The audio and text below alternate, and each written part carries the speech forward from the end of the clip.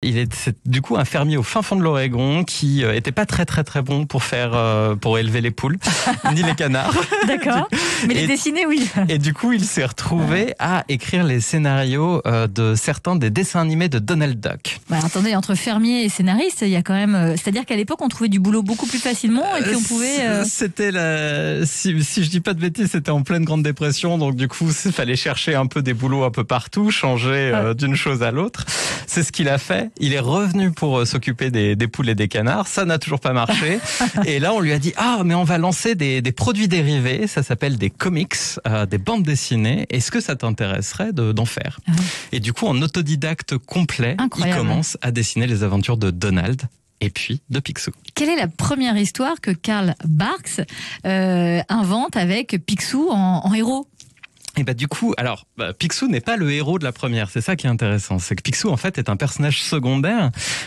Et la première s'appelle The Christmas on Bear Mountain, Noël au mont des ours.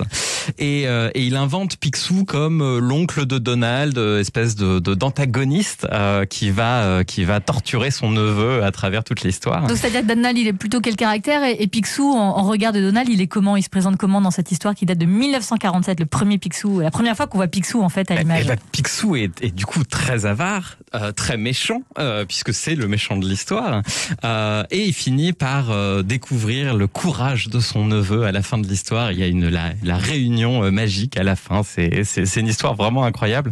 Ce qui est intéressant, c'est qu'après il utilise ce personnage pendant un an. À différentes occasions, et ça devient en 5 ans le personnage principal des histoires. Oui, ce qui est rapide, vous voulez dire? C'est incroyable, ça veut dire, imaginez que le professeur Tournesol, après son apparition dans Tintin, se retrouve à avoir sa propre bande dessinée, qui s'appelle plus Les Aventures de Tintin, mais Les Aventures du professeur Tournesol. C'est exactement ce qui s'est passé avec Picsou.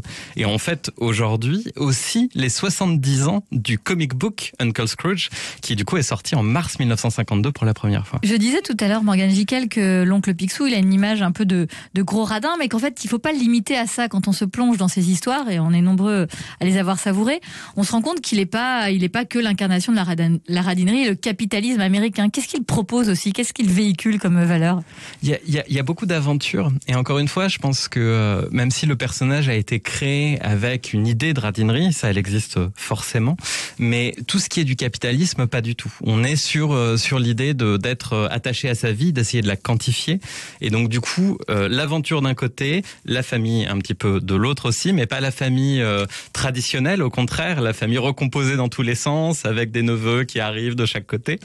Et effectivement, cette quête vers toujours être honnête, être droit. Mais quand vous dites l'aventure, c'est-à-dire que Picsou vit des aventures, c'est un aventurier, il parcourt le monde, c'est ça? Il vit des aventures...